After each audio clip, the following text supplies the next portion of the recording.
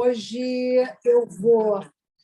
Primeiro de tudo, eu quero agradecer ao Agostinho, que fez a gentileza de me ceder essa quarta-feira, 7h30, porque é a primeira quarta do mês e seria dele. E eu, como vou viajar semana que vem, não teria condições de onde eu vou estar de fazer o seminário, porque são 4 a 5 horas de diferença para mais. Eu não ia fazer seminário meia-noite, gente. 11 meia-noite, não dou conta. Então, eu pedi e ele muito gentilmente me cedeu o lugar. Mas no mês que vem, em maio, eu volto para, se não me engano, terceira semana do mês de maio. Mas, enfim, hoje eu sei que da última vez ficou bastante difícil, mas o assunto realmente não é fácil. Percorrer essa teorização tão elaborada do Lacan a respeito das psicoses, né? Uma teorização que ele dividiu, não sei se de propósito, mas, enfim, dividiu em 3 tempos, né? O primeiro tempo, que é o trabalho da tese de doutorado que ele vai destrinchar depois, e os seus comentadores, sobretudo o Felipe Julian e a Colette Soler, que têm me ajudado muito, todos dois. Obviamente, eu estou falando da obra deles, não deles exatamente. E depois, um segundo momento, que é o estudo do Lacan, a propósito, que é o texto que eu estou ainda trabalhando com vocês, uma questão preliminar nos escritos, e depois o seminário 3, né, que eu vou cotejar algumas passagens do seminário 3. Então, esse segundo momento, e o terceiro momento, que é o Lacan trabalhando a questão do Joyce, onde ele vai desenvolver, elaborar de uma outra maneira, a partir do nó borromiano, as questões das psicoses. Eu vou pedir para Alexandre colocar o primeiro slide, que é exatamente o slide sobre a metáfora paterna, que a gente sempre se remete a essa metáfora, mas eu não sei se todas as pessoas... O segundo, Alexandre, o segundo, que é onde eu coloco a fórmula da metáfora, que é a da substituição significante. Isso. Vocês vão ver que o X aí é um X meio que ruim, e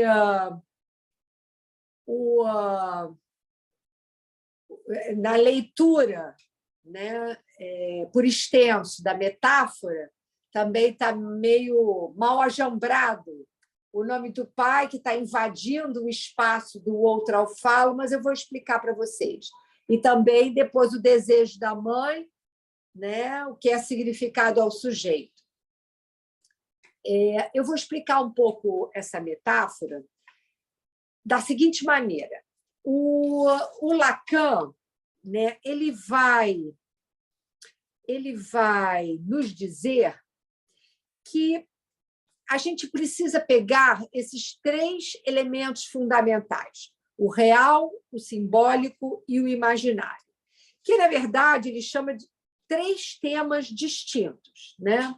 Ele vai chamar o significante como o que é simbólico, o significado, que tem a ver com o que é significado ao sujeito, aí na metáfora paterna, que diz respeito ao X, que é o valor imaginário, é esse binário bem conhecido, e ele vai chamar de referente a significar, que ele está se referindo, na verdade, ao ser doente, que é o real. Ora, nessa metáfora, a gente precisa entender que o S, esse S sem barra, diz respeito ao nome do pai. Só que vocês vão ver, na produção da metáfora, o nome do pai é exatamente aquilo que não entra no simbólico enquanto tal. Ele sustenta. Vocês veem que ele está fora da equação 1 sobre S, que é exatamente o outro sobre o falo. Então, o nome do pai ele está fora. Ele é um significante charneira para esse real. E aí, a leitura que ele vai fazer, né, é que a gente tem que fazer distinção entre simbólico, imaginário e real, né? Ele vai dizer que o nome do pai ele vem para substituir esse S apóstrofe, né, que vocês estão vendo na fórmula, que é o desejo da mãe. O desejo da mãe é exatamente esse S com a barra e o apóstrofe. Por que ele coloca uma barra aí no desejo da mãe? Porque esse desejo da mãe não tem também entrada no simbólico. E esse S, que vai ser substituído pelo nome do pai, é exatamente aquilo que lá no esquema R comparece como o que vai dar lugar ao sujeito. Por isso que esse S não é S de sujeito, é um significante sustentáculo de todos os outros significantes, né? E ele vai dizer, né, que, pelo esforço metafórico, esse X que se acha inscrito na parte esquerda da metáfora como o que é significado do desejo da mãe, esse X ele vai marcar também o lugar primeiro onde o sujeito é chamado enquanto que ele é produzido inicialmente como objeto, ele não é sujeito. É, no caso, então, a criança desejada, esse X, que vem se especificar depois na metáfora a partir do que é significação fálica. Então, a criança ela é um objeto, né? E aí se guarda algo da ordem da significação fálica, por vir. Ela, nesse momento, no momento da metáfora, ela tem valor de X. É justamente o que a foraclusão do nome do pai vai tornar impossível. Ela vai tornar impossível a produção dessa metáfora. A gente pode dizer, então, que a psicose nos apresenta um sujeito não inscrito nessa função fálica. Por quê? Não entra na significação fálica. Desse fato, né, ela vai nos apresentar um sujeito que não está inscrito na função fálica, né, e que, portanto, essa ordenação dos outros significantes vai se sustentar apenas de forma imaginária. Ela não tem a sustentação simbólica do nome do pai. Então, esse valor crucial do significante nome do pai, sustentáculo para toda a cadeia significante, ele faltando, ele vai provocar, no nível do outro tesouro dos significantes, um buraco. E a gente vai ver o que esse buraco vai produzir. Por favor, o próximo slide, Alexandre. O próximo slide.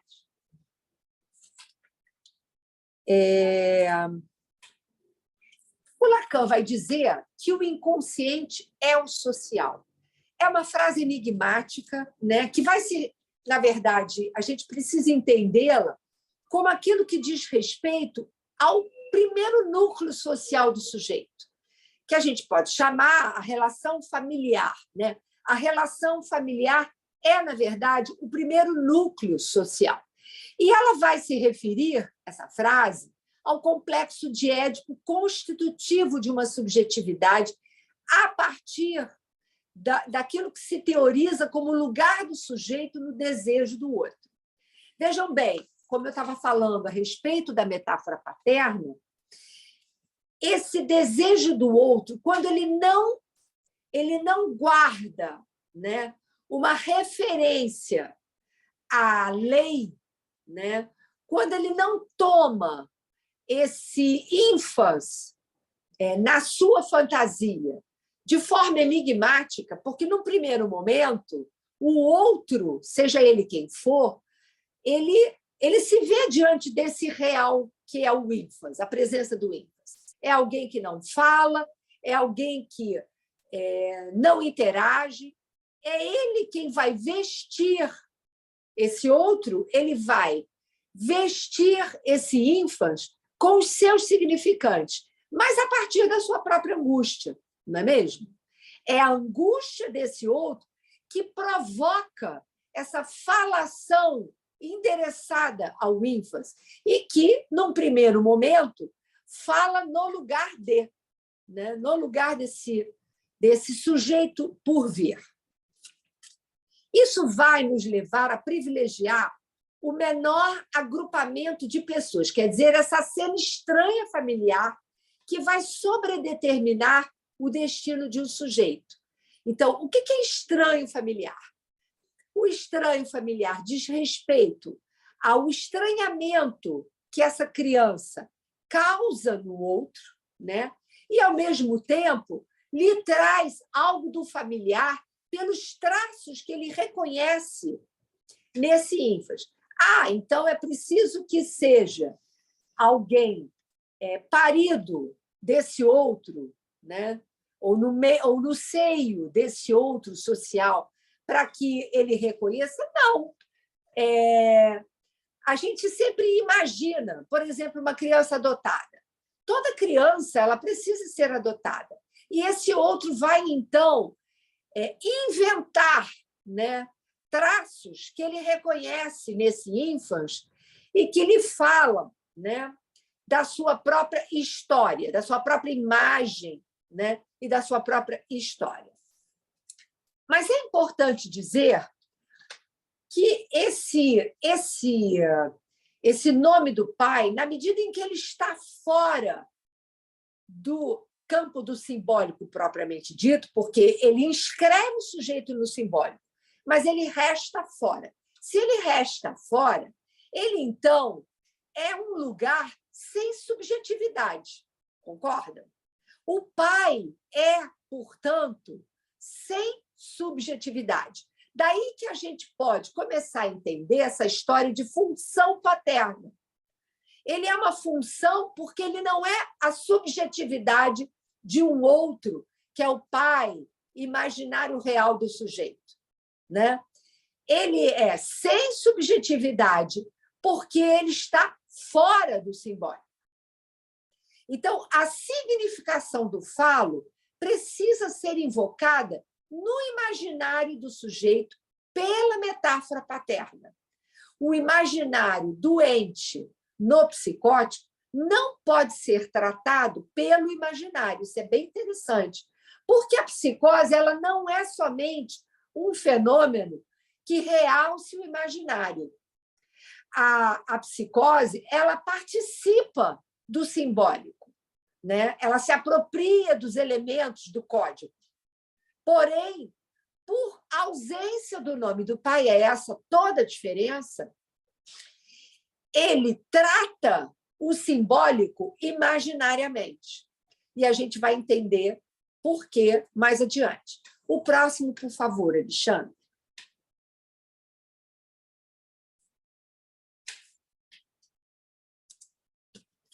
A psicose nos apresenta...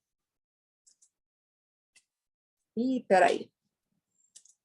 A psicose nos apresenta um sujeito não inscrito na função fálica. Por quê? Porque a ausência da metáfora paterna quer dizer a fora-inclusão do nome do pai causa essa impossibilidade. Ok? Porque está fora, como vocês viram na metáfora, não há possibilidade do sujeito estar inscrito na função fálica. Mas, apesar disso, pode haver suplência dessa falta do significante nome do pai, o que vai permitir a esses indivíduos manterem o seu equilíbrio antes do desencadeamento, por exemplo, de um delírio. Em 1956, quando Lacan está trabalhando, né,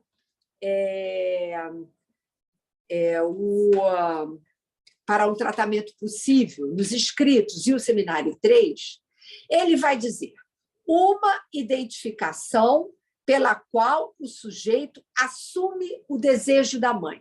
Eu acho essa frase do Lacan extremamente enigmática. Vou repetir.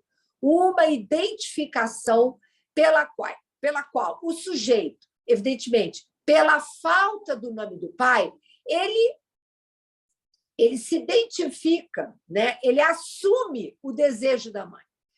E a gente vai ver como é que isso se manifesta na questão do Schreber, né?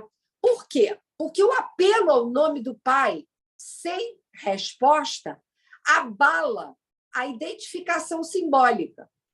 Então, o psicótico ele trata a questão da identificação como se, através, então, de uma compensação pelo imaginário.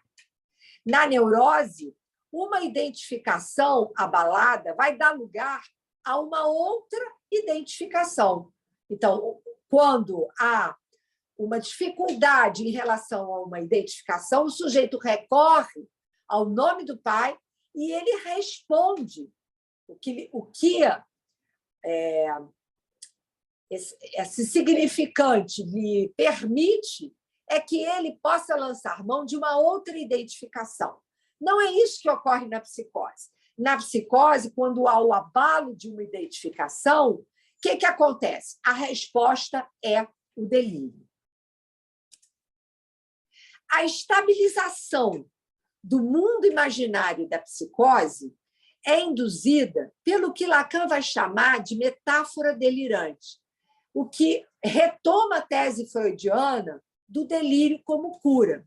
É muito interessante, porque, justamente, na falta da metáfora paterna, a resposta, o recurso que o sujeito tem é moldar, é solidificar os elementos, os significantes do código, ele tenta criar, né? Isso, o capítulo 5 do livro do Schreber, Memórias de um Doente dos Nervos, mostra isso claramente, como é que ele vai construindo o seu delírio. Ele faz uso do imaginário exatamente para construir alguma coisa, um arremedo, né, para essa falha no simbólico. Então, o delírio constrói a metáfora substitutiva. Essa frase que a gente encontra no Schreber, tu serás uma mulher, né, que ele realiza, vem no lugar justamente dessa significação fálica faltosa. Trata-se, então, de uma suplência significante com efeitos imaginários. O nome do pai ele vai ser, então, um elemento suplementar do caráter nodal dos elementos imaginários, reais e simbólicos. Na psicose, uma vez que ele falte, a amarração borromiana não se produz. Por quê? É exatamente o nome do pai, esse elemento suplementar que vai dar a amarração do nó, né? Como isso não tem na psicose, não quer dizer que não haja amarração. O que ele faz é construir um sintoma, a gente pode dizer, um sintoma de suplência, um esforço sintomático curador que poderia ser uma espécie de tentativa preliminar de estabilizar isso que está desamarrado, né? Lacan, então, vai nos trazer uma outra leitura das psicoses pelo viés do gozo, que eu não vou trabalhar aqui, só quando a gente trabalhar a última abordagem dele das psicoses no Joyce. Então, Então, a partir da questão do gozo, ele vai trazer um outro aspecto dessa suplência, que seria, né, uma restrição do gozo ou uma localização, né? A questão da localização é exatamente o que vai aparecer no caso Schreber. Qual seria a explicação disso? No início do delírio, o sujeito está imerso no gozo que o acomete por todos os lados, mas, ao fim, ele consegue localizá-lo. Corresponde ao que, na clínica psiquiátrica, eles chamam de delírio parcial, quer dizer, ele está localizado nos marcos da fantasia da copulação com Deus, reservado aos momentos da sua solidão, onde nada mais há a fazer. Schreber, sozinho diante do espelho, ele vê o seu corpo de mulher. O que ele contempla? Ele contempla esta imagem com um olhar que é despossuído, né? Como o sujeito neurótico faz. O sujeito neurótico ele se reconhece na imagem através do olhar que ele tem introjetado, esse olhar do outro. O olhar na psicose vem de fora, é o olhar de Deus. A gente vai ver que no Joyce ele vai fazer da sua arte o lugar onde ele pode localizar, onde ele pode segurar o seu gozo. Coisa que, no Schreber, essa escrita, e a gente vai ver o valor da escrita, em outros autores, eu queria aqui citar uma passagem, inclusive, do Artaud, num livro maravilhoso chamado A Perda de Si, que são as cartas, a sua correspondência com vários contemporâneos, artistas e tudo mais. Então, o valor da escrita, a escrita ocupa uma importância muito grande, é uma tentativa de amarração nessa outra cena, né?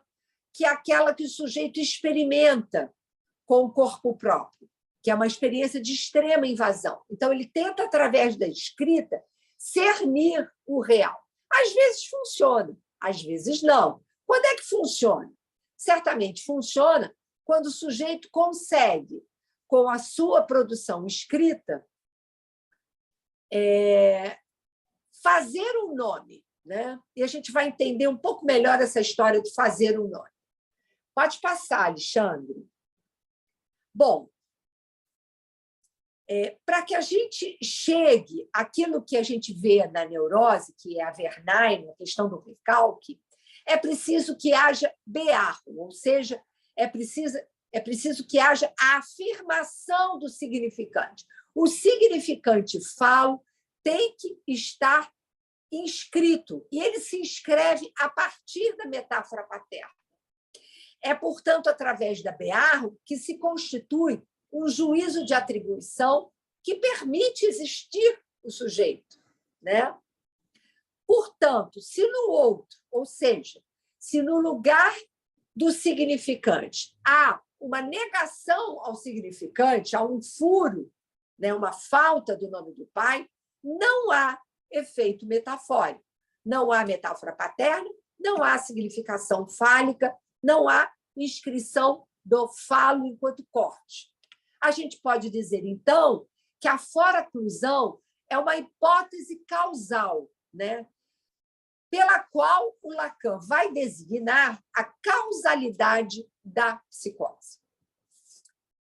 Pergunta: o que acontece no nível do sujeito quando, no nível do outro, ao invés do significante para produzir a metáfora, né, portanto, o nome do pai, para produzir a metáfora paterna, aparece um furo?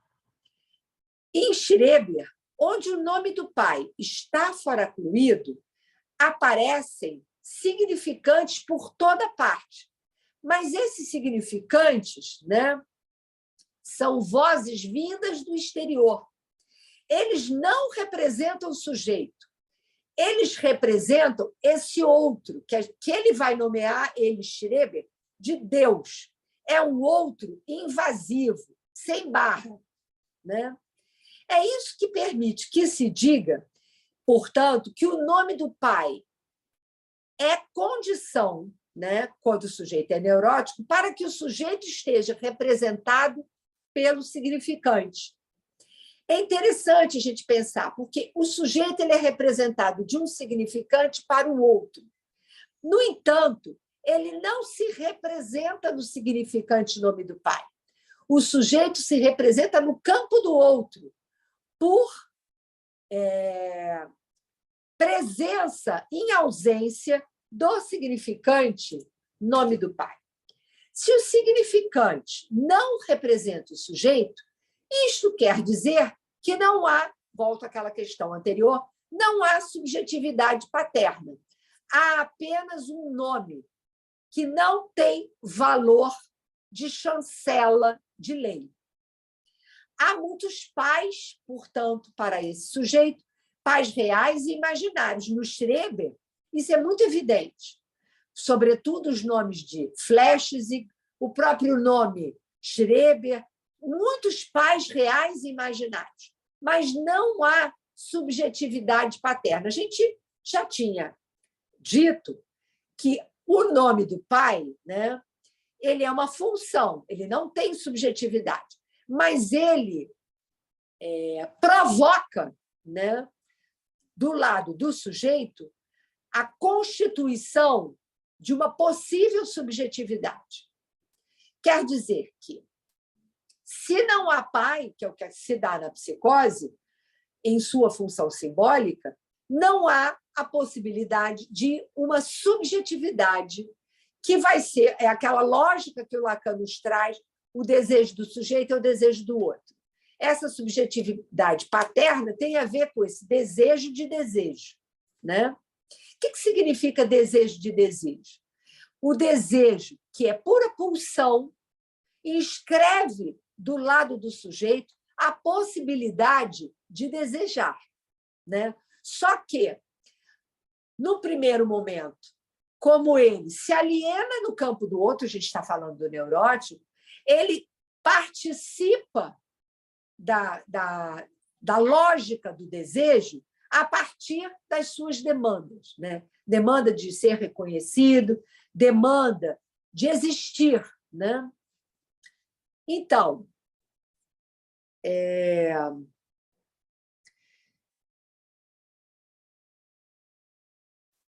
pode passar o próximo. No lugar do furo, então, aparece uma ordem do sujeito que é catastrófica, comparando ao que se dá na ordem simbólica de um sujeito neurótico. É nesse vazio, onde o nome do pai é chamado a responder no outro, que a significação fálica, faltante em Schreber, responde pela expressão assassinato de almas. Porque ele vai trabalhar essa questão do assassinato de almas, vocês vão ver mais à frente, como uma tentativa de reparação da ausência da significação fálica. Lacan nos mostra, então, que a única maneira com a qual Schreber pôde desvendar, ainda que parcialmente, o dano causado pela ausência do nome do pai é debruçando-se na escrita do seu testemunho, tomando, portanto, os nomes de Flechsig e Schreber na expressão assassinato de almas. Trata-se de uma desordem operada no sentimento de vida do sujeito. E a censura que mutila o texto antes do acréscimo que Schreber anuncia, nas explicações que são bastante sinuosas, né, que ele tenta fornecer do seu processo, permite pensar que ele associava ao nome das pessoas, as pessoas vivas, fatos cuja divulgação as convenções da época teriam dificuldade em tolerar. Essa última citação é uma citação de uma questão preliminar na página 565.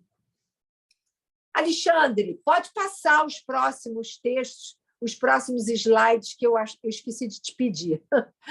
Ficou faltando. Pode passar. Esse aqui, né, que eu falo da Bearro. Não sei se as pessoas querem copiar alguma coisa. Porque a Bearro é exatamente a existência, a afirmação do significante, a partir do campo do outro. É o que não se dá na psicose. Mas pode passar o próximo. Pode passar o próximo. Pode passar o último. Esse. Então, onde falta o significante falo, produz-se o que a gente vai chamar, porque Lacan nos disse isso, né? Empuxo à mulher. Em 75, com o desenvolvimento do Noble Romiano, isso é muito interessante, ele não vai mais falar de significante, ele vai chamar o significante nome do pai de dizer nomeante. Então, o nome do pai é um dizer, e é interessante, se vocês lembrarem do Arthur Dito, aquele aforisma, né? Que ele diz que o dizer fica por trás do dito. Eu esqueci como é que se fala isso. Que se diga, fique esquecido, ou seja, recalcado naquilo que se diz, né? Que se diga, fique esquecido. Por trás do que se diz, naquilo que se... eu esqueci. Ele está falando especificamente da questão do dizer. Eu não lembro exatamente como é o aforismo que ele coloca aí. Esqueci, minha cabeça está cansada. Nessa última semana, eu produzi 3 trabalhos. Então, fica esquecido. Por trás do que se diz, naquilo que se ouve. Isso mesmo, Nazar. Que se diga, fica esquecido. Por trás do que se diz, naquilo que se ouve. O que o psicótico ouve são as vozes do outro, né? Ele não tem nenhuma barra em relação ao outro.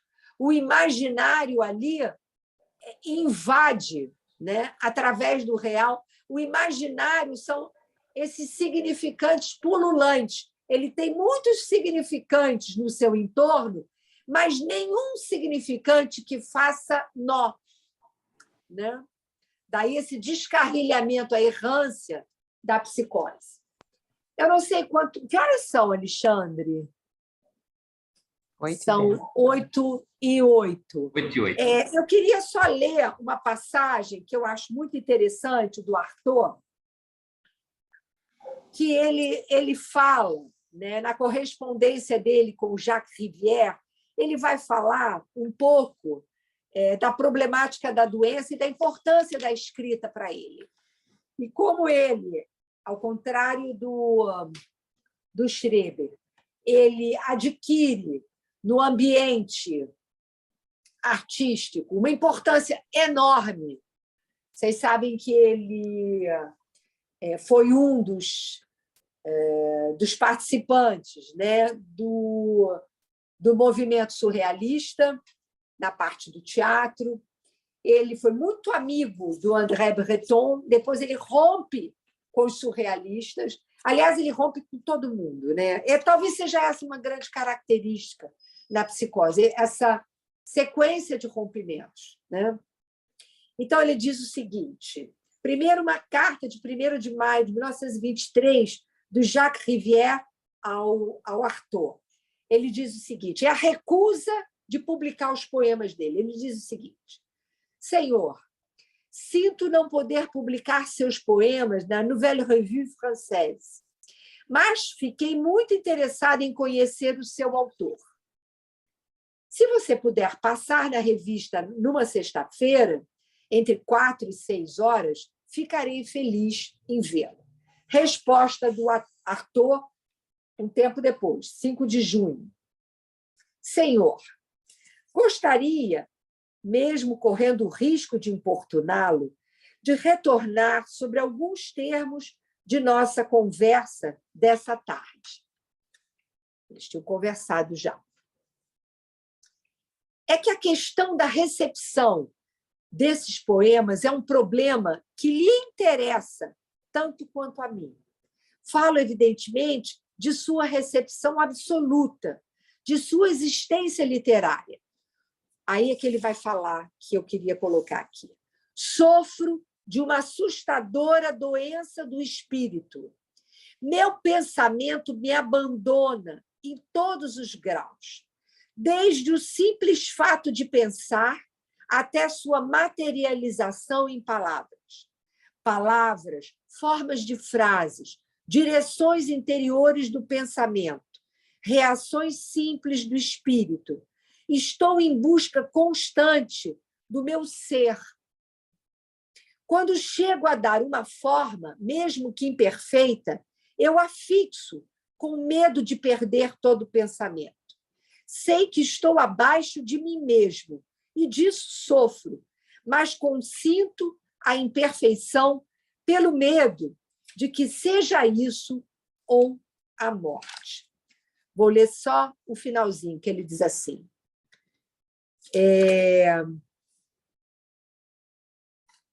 Gostaria de passar numa dessas sextas-feiras para presenteá-lo com uma pequena brochura dos poemas do senhor Cavelier, sei lá, que acaba de publicar e que tem como título Tric-Trac de Ciel, assim como um pequeno volume dos contemporâneos, as 12 canções. Você terá, então, a oportunidade de dar a sua apreciação definitiva a propósito dos meus poemas.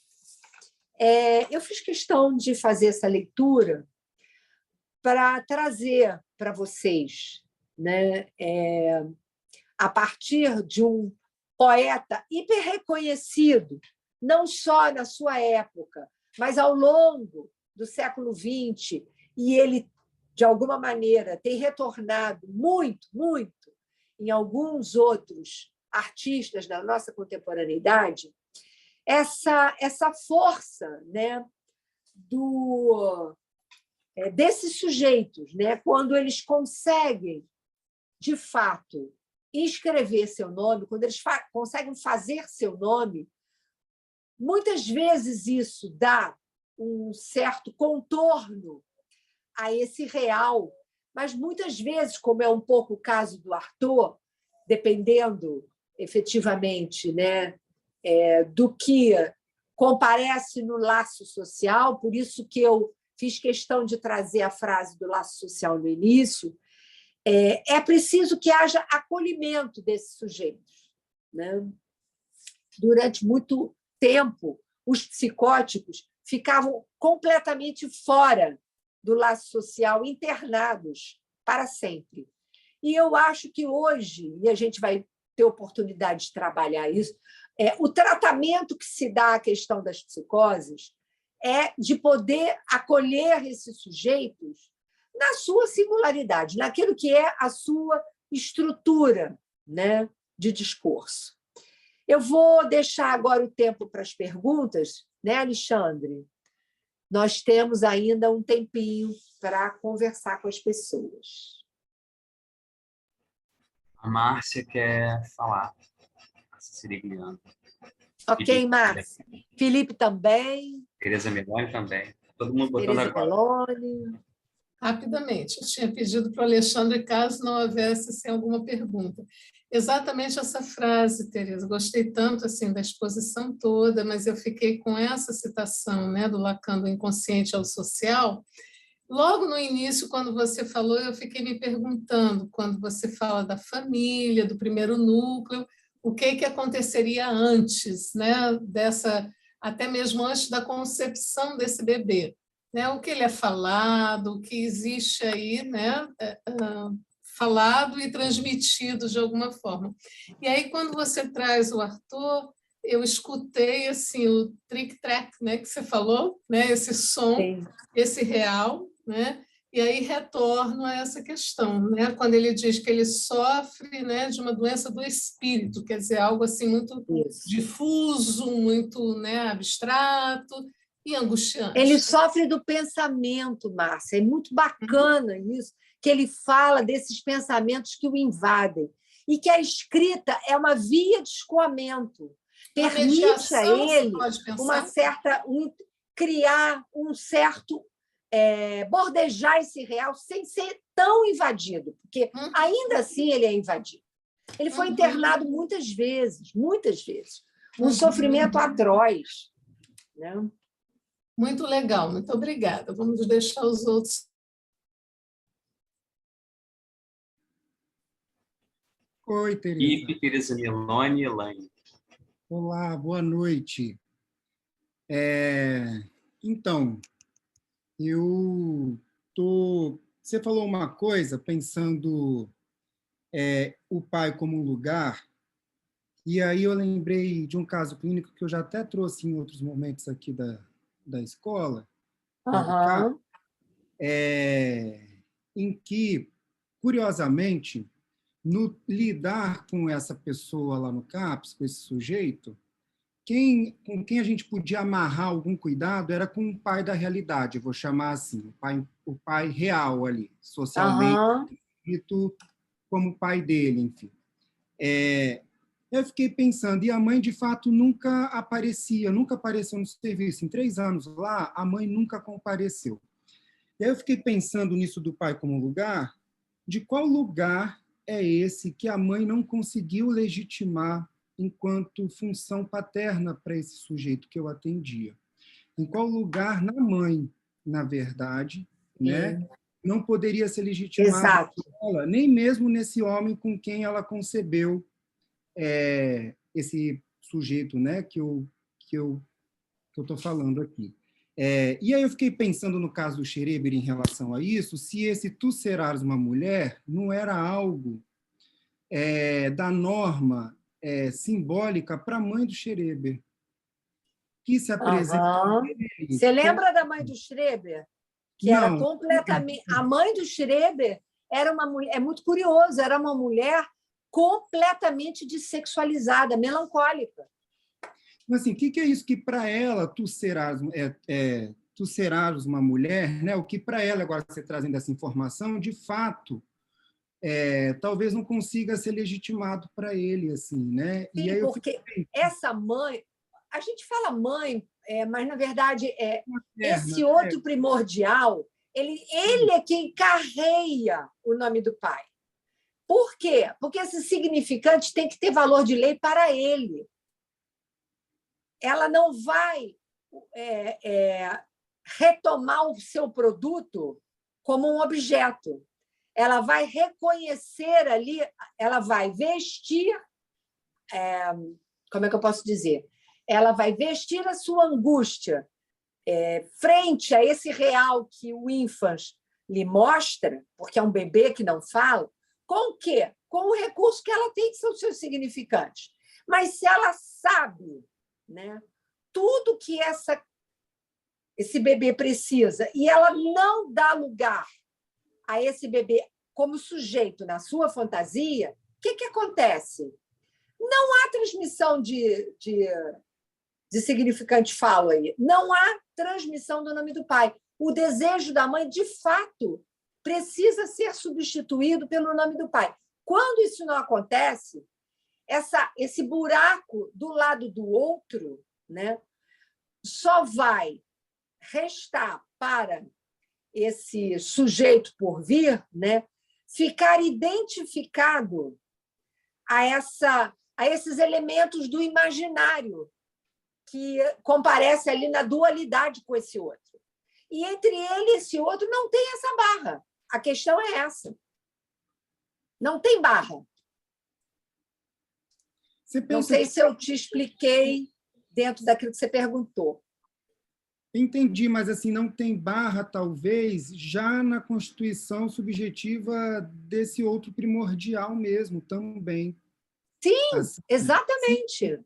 Não tem lugar, se não tem essa barra nesse outro, o que acontece? A criança não pode ser tomada na sua diferença.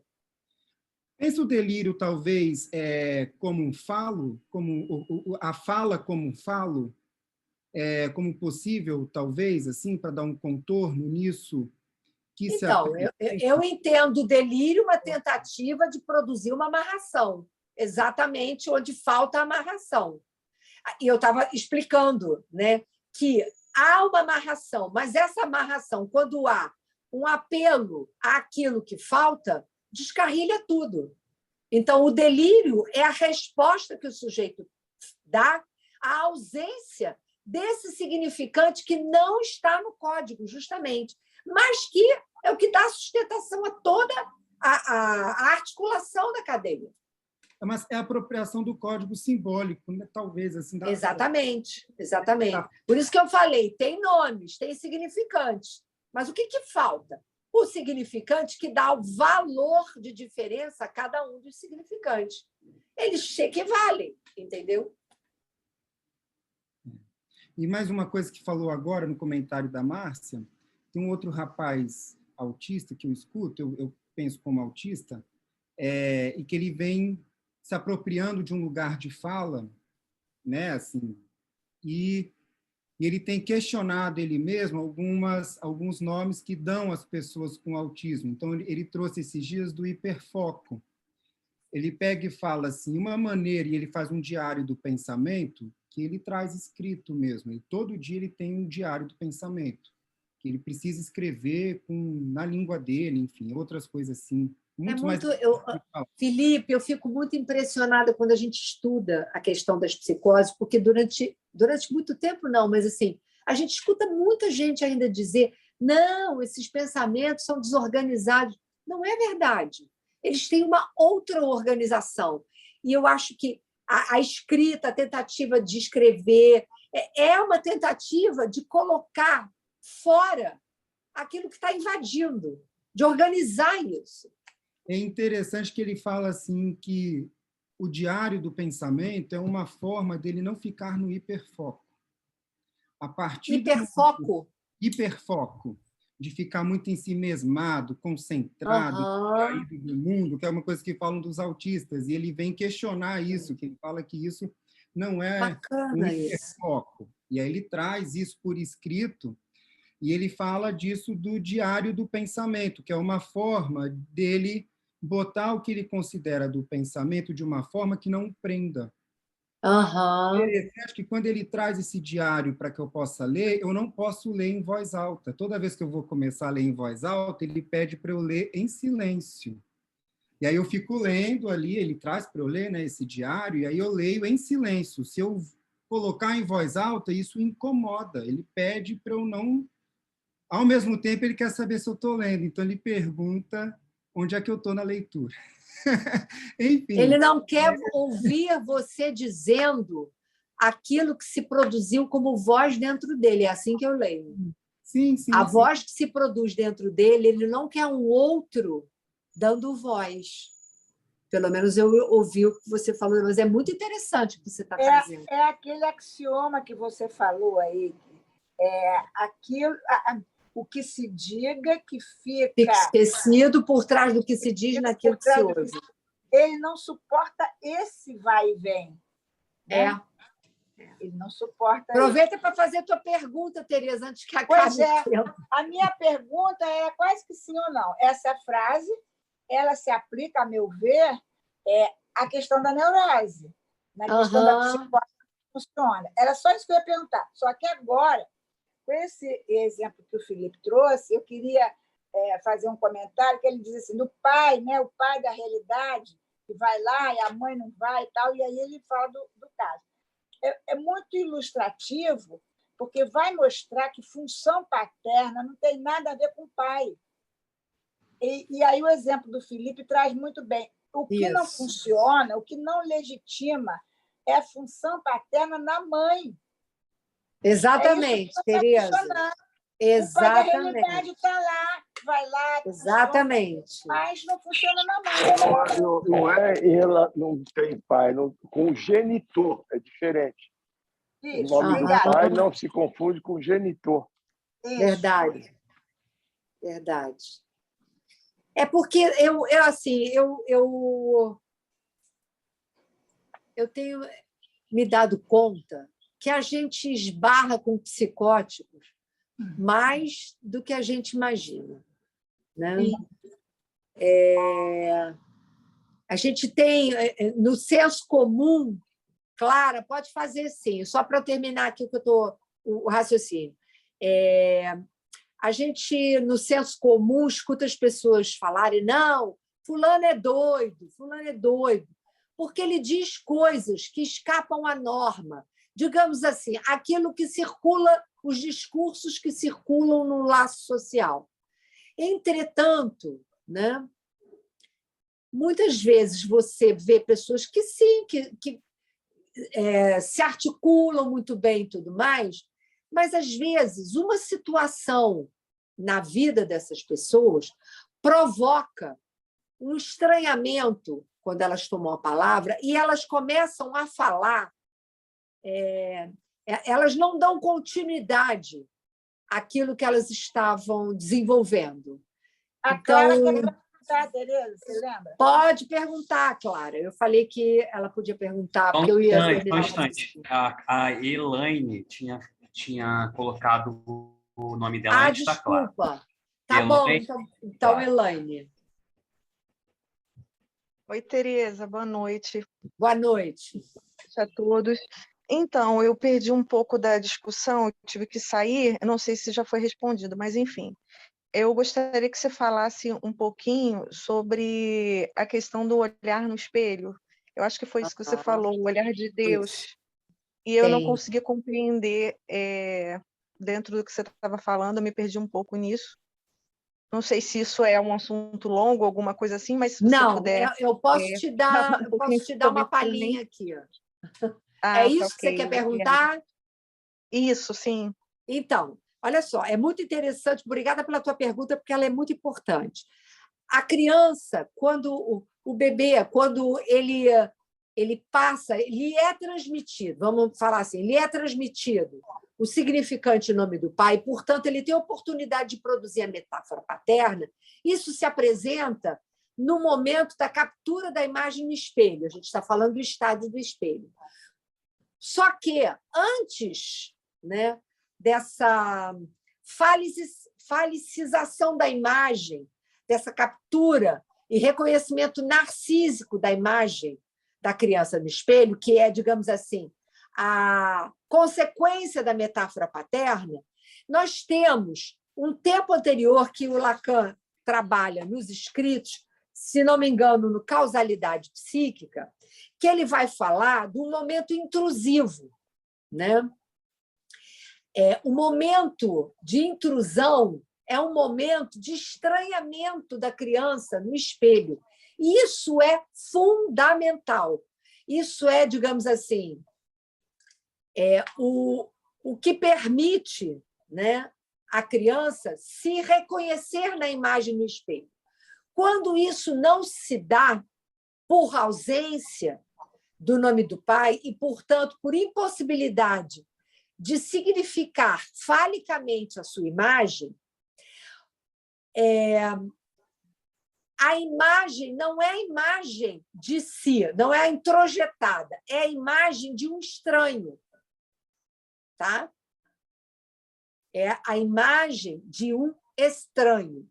É um olhar externo, intrusivo, mas não é o intrusivo desse tempo antes da apreensão da imagem no espelho, da captura da imagem do espelho. Não sei se eu estou te explicando.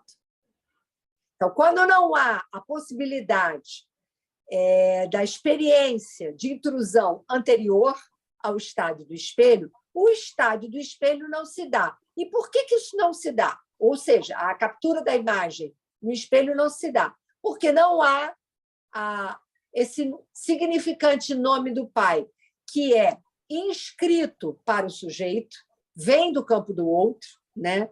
E que permite que ele se inscreva neste campo do outro. Então, você tem um primeiro movimento, que é o nome do pai, que é transmitido pelo desejo da mãe, né? Ele vem em substituição ao desejo da mãe, mas é a mãe que transmite com o seu discurso endereçado à sua cria, ela transmite o quê? A falta, há uma falta que ela porta, né? No retorno desse circuito pulsional, a criança é inscrita no campo do outro. Quando não há essa possibilidade, na verdade, não há nem esse circuito permitindo a criança se inscrever no campo do outro, enquanto tal. Ela, então, vai buscar essas imagens, ela vai se identificar concretamente a essas imagens. Tá? Por isso que eu não sei se eu me estendi muito na minha explicação, mas a gente vai retomar isso, tá, Elaine? Tá ótimo, obrigada, Tereza. Nada. Agora tem mais uma pessoa. Claro. Boa noite. Boa noite. Boa noite. A minha pergunta é um pouco elementar, né? Eu gostaria só de tentar confirmar a minha compreensão para ver se ela está correta. A aula passada a gente teve como uma causalidade da psicose aquele ruído, né, na transmissão de informações do imaginário para o simbólico. E aquele lugar do grande outro ele faltou nessa tradução, né? Isso. Então, essa seria talvez uma das causalidades, ou ela não exclui a segunda, que seria, então, essa trazida de hoje do nome do Pai, né? Essa compreensão simbólica, digamos, da lei, com uma distância ficcional, talvez, de um espaço ético, né? Existente entre o sujeito e o seu desejo, né? E aí, daí, ele ter, então, uma noção da realidade. Então, quando falta, né? Ou quando existe um colapso no desenvolvimento do pensamento, ou um colapso do aparelho, não sei se eu estou certa, no caso do segundo significante, né? Em relação ao pai, né? Acho que não necessariamente haveria ali um desligamento ou um colapso do aparelho, mas a gente ainda está falando dessa fase do desenvolvimento do pensamento, né? Mas então, na verdade, a gente está falando da estruturação do inconsciente. Ou há sujeito do inconsciente, ou não há sujeito do inconsciente. O que não quer dizer que não haja sujeito. Quando a gente fala sujeito do inconsciente, a gente está se referindo a alguém que tem, né, essa barra que impede que ele retorne a uma condição do ser, né? Ele não é um ser da natureza, ele está inscrito no campo da fala e da linguagem a partir desse significante nome do Pai. Quando não há esse significante nome do Pai, o Lacan chama o mecanismo que se passa aí fora-clusão. O que está fora-cluído é apenas o valor desse significante. Todos os outros significantes estão lá. Mas, na medida em que este significante está fora-cluído, o que acontece? Esse sujeito não pode ser representado no significante S2, que é o significante saber. Este saber, que é inconsciente, não se apresenta para ele. O que se apresenta a gente pode dizer, o inconsciente a céu aberto. Ou seja, tudo aquilo que se diz no entorno desse sujeito tem valor de concretude. Não é um valor substitutivo produzido pela metáfora. Não é simbólico, é concreto. Por isso que a gente fala que na psicose o que você tem é o imaginário e o real. O simbólico, ele está, de certo modo, eu não sei se a gente pode falar assim, mas eu vou dizer, ele está tomado pelo imaginário. Uhum. Tá bem. E quando esse imaginário falta, que são as muletas, né? Como ele não tem, né, esse simbólico no seu valor significante, né? Por isso que o significante em nome do Pai é tão importante. Ele é aquele que carrega algo da ordem de uma significação que é um X enigmática. Quando esse enigma não se coloca, o que acontece? Não tem... Onde o sujeito interroga o simbólico, o que tem como resposta é um buraco. Uhum. Tá. Seria talvez uma maneira assim, de regular alguma falta inicial na relação mãe-bebê, ou poderia se dar uma relação boa mãe-bebê, mas mesmo assim, faltando o simbolismo do nome do pai, poderia desaguar numa psicose. É a questão do eu, né? A gente vai desenvolver isso mais à frente. Vocês vão ter que ter um pouquinho de paciência, porque o assunto não é nada fácil, nem para mim. Não. Tereza Meloni. Eu volto com uma questão. Acabei de ouvir você dizer, a maneira como eu ouvi, não foi a maneira como você disse, me trouxe uma questão. Você disse assim, fora a inclusão do significante no nome do pai. É só esse que está excluído, os outros todos estão lá. Isso. Mas me deu vontade de dizer, eles estão lá, mas eles não têm valor significante. Sem dúvida. Isso não permite que haja... Exatamente. E eles não têm valor por conta dessa falta, Tereza. Ou seja, eles estão lá, mas não serve para nada. Assim. Tereza, olha, vou te dizer uma coisa. Não é que não sirva para nada. Sabe por quê? Porque o manejo desses significantes, quando eles... Por exemplo, vamos falar do Joyce. Eu não queria falar, mas vamos falar. A utilização desses significantes, às vezes, permite a esse sujeito parar de seguir na sua errância. Ele consegue uma amarração, que é aquilo que a gente chama de metáfora substitutiva. Isso. A gente vai ter que explicar melhor isso. Mas é isso que eu ia concluir. Essa substituição, exemplo Joyce, exemplo Schreber, como você deu, elas têm uma estruturação, um funcionamento diferente. Não é uma substituição que substitui completamente. Você vai desenvolver mais isso, porque isso é complicado, entendi. Eu espero conseguir, porque eu estou penando. Obrigada. Mais alguma questão? Felipe? Felipe quer falar, Felipe? Eu trouxe.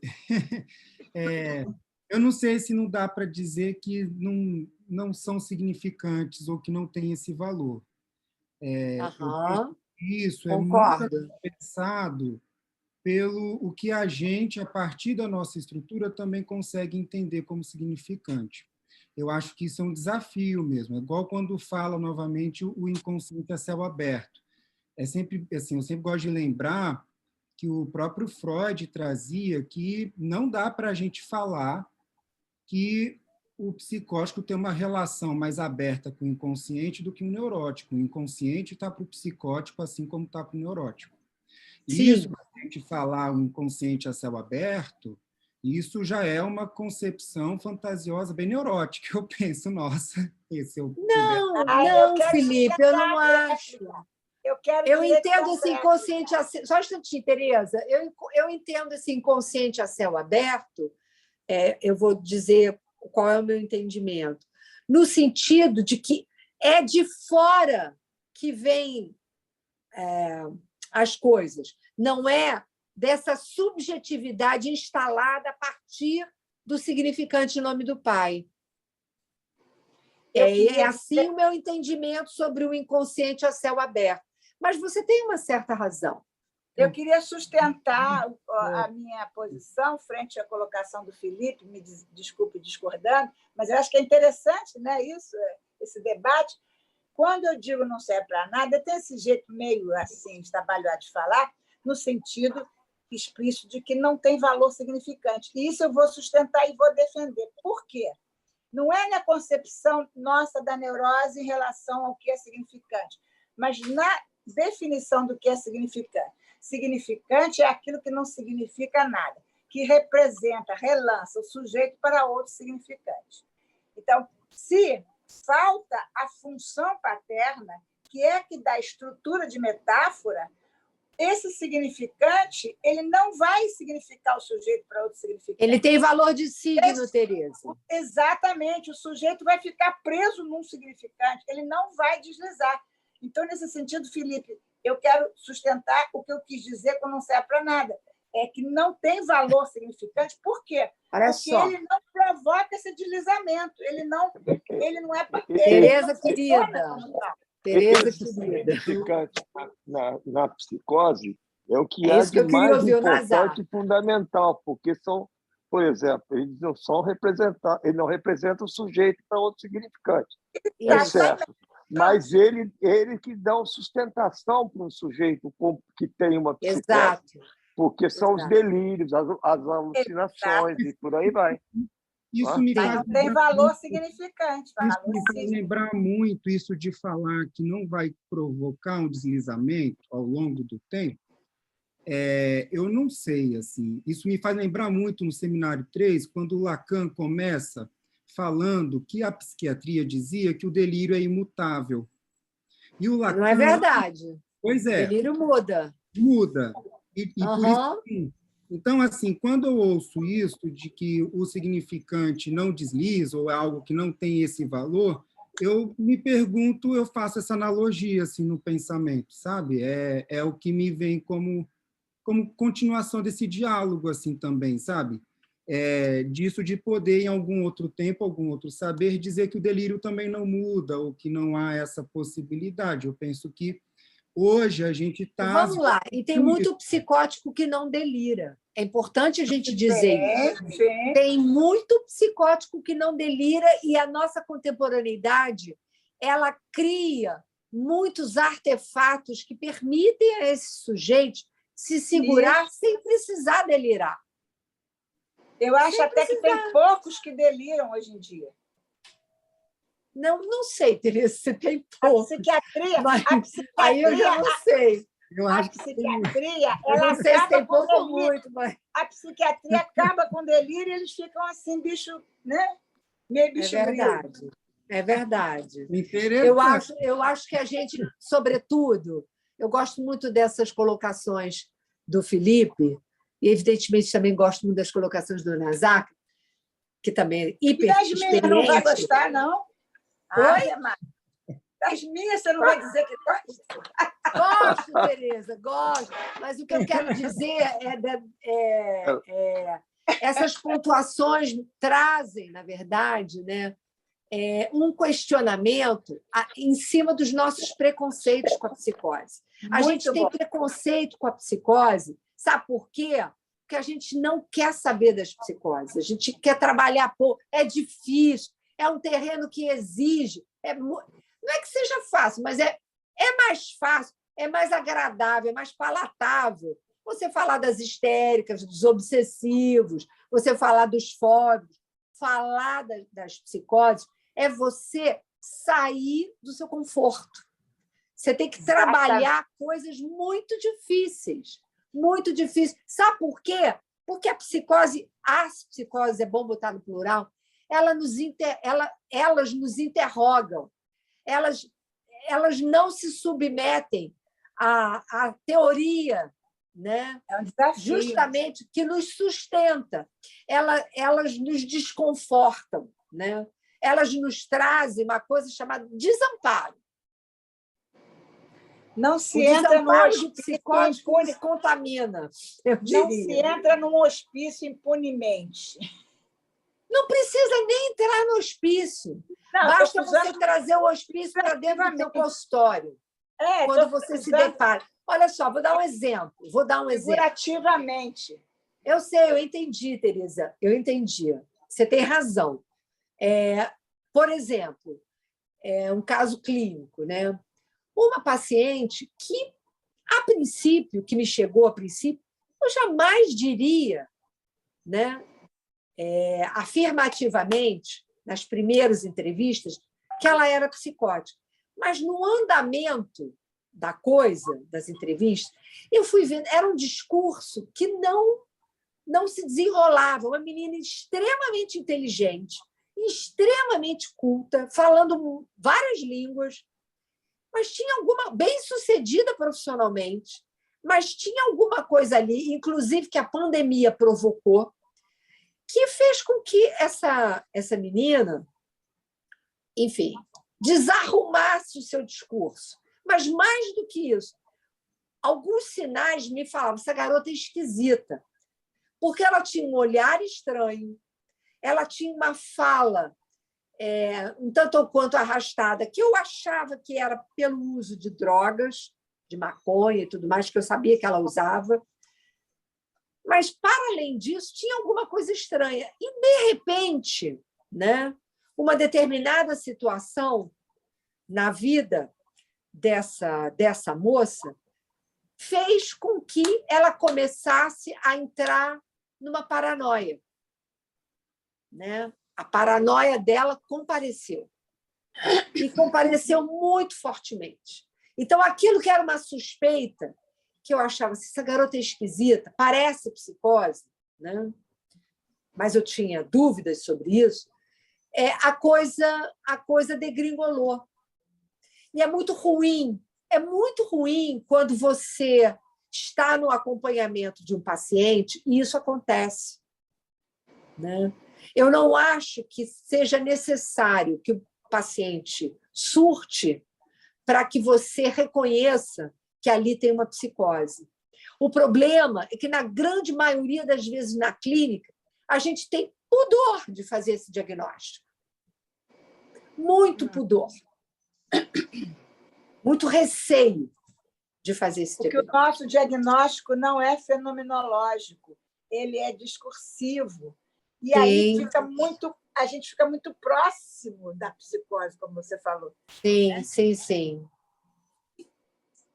Nazar não quer fazer nenhuma pontuação, você que adora trabalhar com psicótico. Cadê ele? Já foi embora, foi dormir. Passou.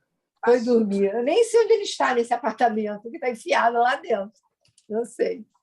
Gente, acho que já deu, né? Está todo mundo cansado. Muito obrigada. Muito obrigada. A melhor parte é a das discussões, porque realmente a teoria me mata. As discussões é que salva. Beijo, pessoal. Beijo. Obrigada. Obrigada. Tchau. Tchau.